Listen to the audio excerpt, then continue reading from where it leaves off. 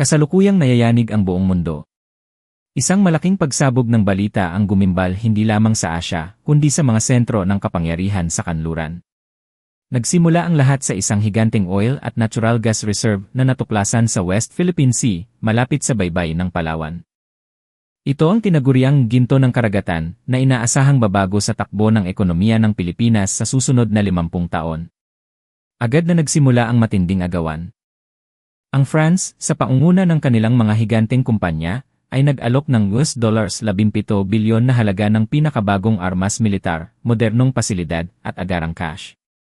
Ang China naman, na laging agresibo sa rehiyon, ay naglatag ng $15 bilyon kasama ang pangakong magtatayo ng high-speed rail mula Lawag hanggang Davao at mga bagong smart cities sa loob lamang ng 6 na buwan. Maging ang South Korea ay nagparamdam na may dalang $13 bilyon at mga high-tech na barko. Ngunit sa harap ng nakahihilong halagang ito, tinanggihan ng Pilipinas ang lahat. Sa halip, ang pinili ng ating gobyerno ay ang bansang nag-alok lamang ng $12 bilyon, ang Japan. Nababaliw na ba sila? Ito ang sigaw ng mga headlines sa New York Times at EEC. Tinapon ng Pilipinas ang $5 bilyon. Ito ay isang kahibangan, sigaw ng mga analyst sa CNN habang nanginginig ang boses ng kanilang anchor. $5 bilyong. Sapat na yon upang bayaran ang malaking bahagi ng utang panlabas ng bansa o magpatayo ng libu-libong paaralan. Bakit? Bakit pinili ng Pilipinas ang mas maliit na halaga? Sa gitna ng kaguluhan, isang maikling pahayag lamang ang binitawan ng Malacanang, tunay kaming nagpapasalamat sa Japan. Ako si Secretary Mateo de la Cruz, ang kalihim ng Department of Energy at Youth Development ng Pilipinas. At ako ang baliw na gumawa ng desisyong iyon. Ako ang nawala ng $5 bilyon para sa aking bayan. Ang halagang iyon ay halos kalahati na ng budget ng aming kagawaran. Pinagtawanan ako ng mundo. Maging ang ating Pangulo, sa isang mainit na pagpupulong sa Malacanang, ay napahampas sa mesa at nagtanong, Mateo, nasa katinuan ka pa ba? Ngunit kahit minsan, hindi ako nagsisi. Bakit? Kailangan nating bumalik sa nakaraan. 3 buwan bago ang desisyon, nang matuklasan ang langis, nagsimula ang impyerno sa buhay ko. Nang sumabog ang balita tungkol sa langis, ang tahimik kong opisina sa Bonifacio Global City, EEC, ay naging parang palengke. Ang mga lobby ng Shangri-La at Grand Hyatt ay napuno ng mga dayuhang diplomat at negosyante. Ang traffic sa EDSA ay lalong sumikip dahil sa mga konvoy ng mga Nauna ang France. Dumating ang kanilang delegasyon na parang mga hari. Ang kanilang mga sasakyan ay pawang mga luxury bulletproof SUVs. Sa conference room, inilatag ng French Special Envoy ang mga dokumento. $17 bilyon. Cash. Immediate payment, sabi niya na may halong formal na ngiti. Secretary de la Cruz, pirma na lang ang kailangan. Bibigyan din namin kayo ng pinakabagong fighter jets para sa inyong Navy. Napakadali, hindi ba? Ang kanyang ngiti ay may bahid ng pagmamataas. Tinitignan niya ako na parang isang bata na madaling silawin sa candy. Para sa kanila, ang Pilipinas ay isang bansa pa ring kailangang tulungan sa presyong gusto nila. Sumunod ang China.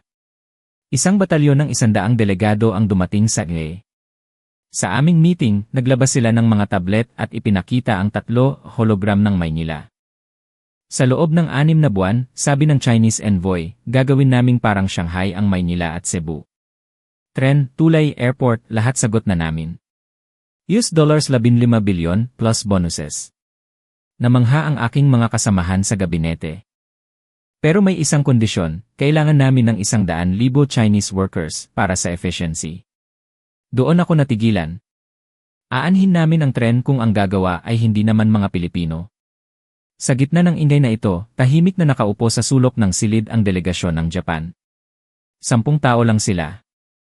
Mga nakasuot ng simpleng dark suit, tahimik, at mapagkumbaba. Gusto naming makatrabaho ang mga Pilipino, mahinang sabi ng kanilang pinuno. Walang hologram, walang yabang. Nang gabing yon, nagkaroon ng emergency cabinet meeting. Sigawan. Murahan. 5 bilyon ang diferensya, Mateo, sigaw ng Finance Secretary, ang mukha ay namumula sa galit. 10 taon nating bubunuin ang tax collection para makuha ang halagang yan. Kunin na natin ang offer ng France o China. Tumango ang lahat. Ang desisyon ay tila tapos na. Japan ang talo. Naiwan akong mag-isa sa aking opisina. Nakatanaw ako sa ilaw ng ESC at Makati, iniisip ang kinabukasan ng bansa. Sa aking mesa, nakatambak ang mga proposal. Ang France ay may 300 pahina ng legal jargon. Ang China ay 500 pahina ng mga blueprints. Ang Japan?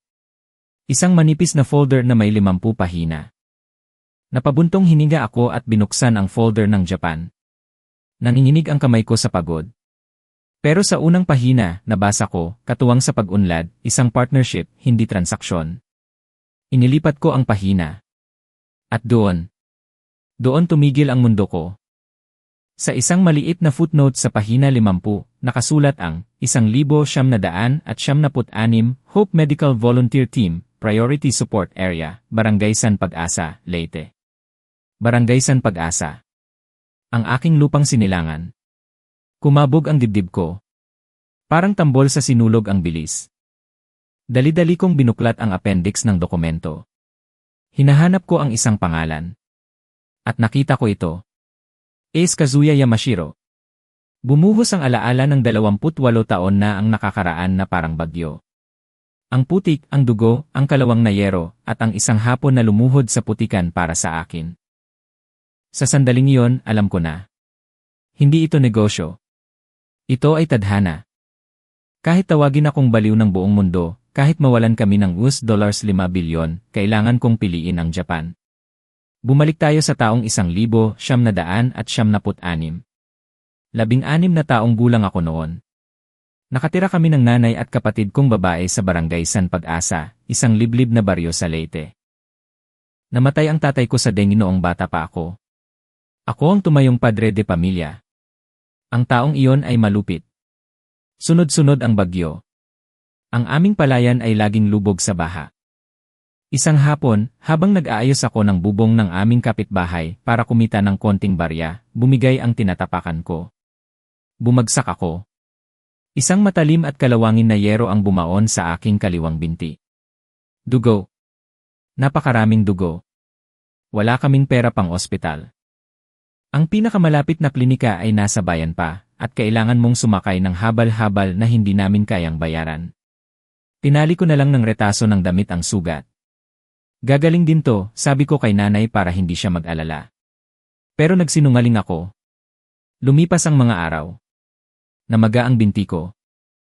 Nagnana. Ang sakit ay parang tinutusok ng libu-libong karayom hanggang buto. Nilalagnat na ako tuwing gabi, nanginginig sa banig habang naririnig ang hampas ng ulan.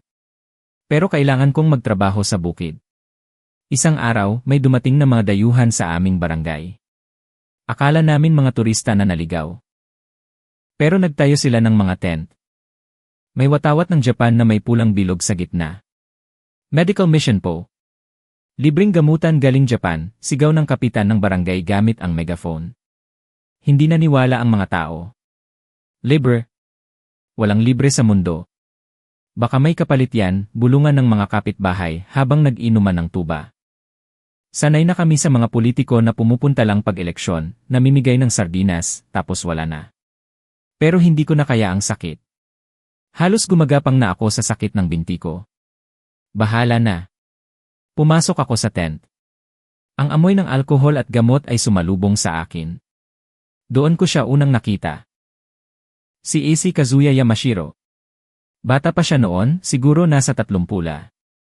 Hindi siya mukhang mayaman o mapagmataas. Puno ng putik ang kanyang sapatos.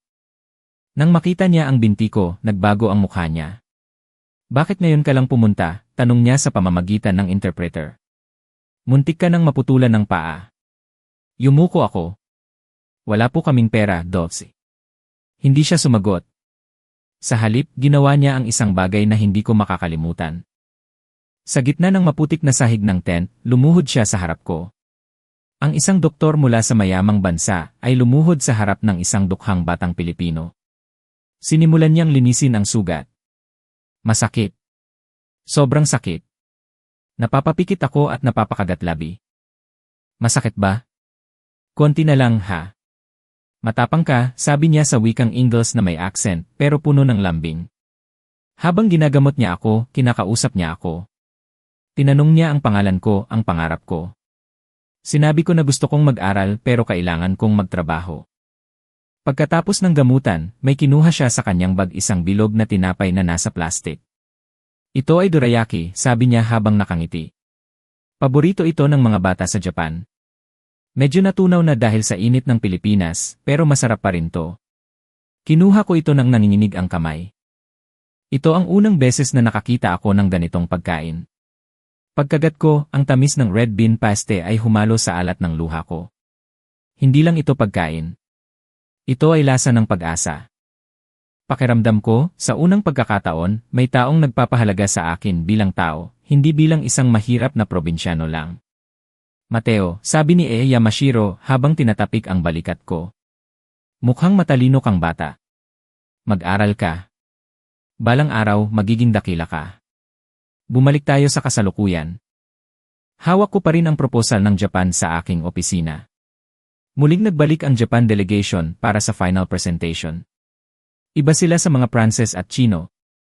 Noong nag-field trip kami sa proposed site sa Palawan, ang mga Pranses ay nagreklamo sa init at hindi lumabas sa air-conditioned van.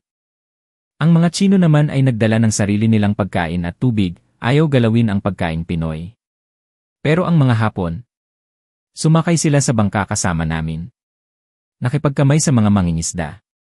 Noong tanghalian, nagkamay sila para kumain ng inihaw na isda at kanin na nakalagay sa dahon ng saging. Masarap, sabi ng isang Japanese delegate habang pinapawisan at kumakain ng sinigang. Parang lutong bahay. Sinubukan pa nilang magsalita ng Tagalog. Salamat po. Magandang araw. Pero ang proposal nila ang talagang nagpaiyak sa akin. Habang ang France at China ay puro pera at infrastruktura ang alok, ito ang laman ng plano ng Japan. Transfer of technology, hindi lang sila magtatayo ng oil rig. Tuturuan nila ang mga Pilipino kung paano ito patakbuhin. 100% Filipino employment, walang dayuhang manggagawa. Lahat ay Pilipino. Education Fund, 30% ng kita ng langis ay mapupunta sa scholarship ng mga batang Pilipino para mag-aral ng engineering sa Japan. Self-reliance, ang goal nila, sa loob ng 20 taon, aalis na ang Japan at 100% na itong pag-aari at patatakbuhin ng Pilipinas. Ang tunay na kaibigan, sabi ng head ng Japanese delegation na si Eme Inaba, ay tuturuan kang tumayo sa sarili mong mga paa, hindi ka gagawing baldado para umasa sa kanya habang buhay. Doon ko naalala muli ang sinabi ni Yamashiro. Hinanap ko si Inaba pagkatapos ng meeting. Kilala niyo po ba si Kazuya Yamashiro? Nanlaki ang mata ni Inaba. Opo, Secretary. Siya ang kasalukuyang direktor ng International Aid ng aming Ministry of Health. Siya ang nagtulak ng proyektong ito. Sabi niya, may naiwan daw siyang puso sa Pilipinas 28 taon na ang nakakaraan. Napaluha ako. Hindi nila nakalimutan ang pangako. Dumating ang araw ng pagpapasya. Ang Judgment Day. Nasa Malacanang Palace kami. Ang mahabang mesa ay napapalibutan ng mga makapangyarihang tao sa bansa. Nandoon ang Pangulo sa kabisera. Secretary Mateo, simula ng Pangulo. Ipaliwanag mo sa amin kung bakit natin tatanggihan ang $17 bilyon ng France at $15 bilyon ng China para sa $12 bilyon ng Japan. Kailangan ko ng magandang dahilan. Tumayo ang Finance Secretary. Mr. President, mathematics lang ito. 17 is greater than 12. Common sense. Kailangan natin ng cash. Tumayo ang Foreign Affairs Secretary. Ang France ay world power. Ang China ay kapitbahay natin. Japan? Mabagal sila magdesisyon. Sayang ang oras. Lahat ng mata ay nakatingin sa akin. Ang bigat ng tingin nila ay parang pasan ko ang mundo. Humina ako ng malalim. Mr. President, panimula ko. Hindi po ito tungkol sa matematika. Tungkol po ito sa kinabukasan ng ating mga anak. Nagbulungan ang mga tao sa silid. Noong 1976, pagpapatuloy ko at ikinuwento ko ang tungkol sa batang nasugatan sa Leyte. Ang batang walang pambayad sa ospital. Ang batang muntik nang mawala ng paa at pag-asa. Ang batang iyon ay ako, yung President, garalgal ang boses ko. Tumahimik ang buong silid. Maging ang aircon ay parang tumigil sa pag-ugong. Ang France, binibigyan tayo ng isda. Ang China, binibigyan tayo ng magandang aquarium. Pero ang Japan, tinuturuan tayong mangisda at gumawa ng sarili nating bangka. Tumingin ako sa mata ng Pangulo. Ang $5 bilyon na mawawala sa atin ngayon ay barya lang kumpara sa halaga ng isang henerasyon ng mga Pilipino na magiging bihasa, matalino, at kayang patakbuhin ang sarili nating bansa. Gusto ba nating maging alipin ng dayuhan habang buhay? O gusto nating maging partner na may dignidad? Nagpatuloy ako. Ang alok ng Japan ay may kasamang puso. Noong walang-wala tayo, nandyan sila. Ngayon, gusto nilang lumago tayo kasama nila. Yan ang tunay na partnership. Matagal na katahimikan. Walang nagsasalita. Nakita ko ang Pangulo na nakatingin sa malayo, tila nag-iisip ng malalim. Siya rin ay galing sa hirap bago naging politiko. Humarap ang Pangulo sa Finance Secretary. May punto si Mateo. Aanhin natin ang pera kung ang kapalit ay ang ating kaluluwa.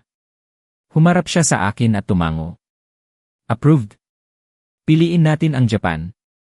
Nang i-announce namin ang desisyon, nagwala ang oposisyon. Corrupt, sigaw nila sa akin. Binato ng kamatis ang bahay ko. Inakusahan akong tumanggap ng suhol. Natakot ang pamilya ko. Pa, bakit galit sila sayo? Tanong ng anak kong dalaga habang umiiyak. May intindihan din nila balang araw, anak, sagot ko habang yakap siya. Dumating ang araw ng pirmahan ng kasunduan sa Manila Hotel. Ang Grand Ballroom ay puno ng media. Flash ng kamera kahit saan. Pero ang hinihintay ko ay isang tao lang. Bumukas ang pinto ng EA room. Pumasok ang Japanese delegation. Sa gitna nila, isang matandang lalaki na may puting buhok pero ang mga mata. Ang maamong mga mata ay hindi nagbago. Yamashiro, bulong ko. Napatingin siya sa akin. Tinitigan niya ako mula ulo hanggang paa.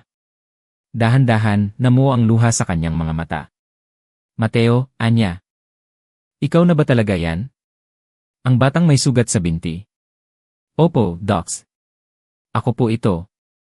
Sa harap ng daan-daang tao, sa harap ng mga kamera ng buong mundo, hindi kami nagkamay. Nagyakapan kami ng mahigpit. Walang sekretary, walang direktor. 2 tao lang na pinagbuklod ng tadhana at isang dorayaki. Tinupad mo ang pangako mo, sabi niya habang umiiyak. Naging dakila ka. At ngayon, tinutulungan mo ang iyong bayan. Dahil po sa inyo, Dulcie. Dahil sa pagluhod niyo noon sa putikan. May inabot siya sa akin. Isang kahon. Pagbukas ko, puno ito ng dorayaki. Fresh from Tokyo, biro niya habang nagpapahid ng luha. Hindi natunaw ngayon. Nagtawanan kami habang umiiyak. Kinabukasan, dinala ko si Yamashiro sa barangay San Pag-asa sa Leyte. Nagulat siya. Ang dating maputik na daan ay sementado na. Ang dating sirasirang eskwelahan na tinulungan nilang ayusin noon ay isa ng modernong high school. Sinalubong kami ng buong barangay.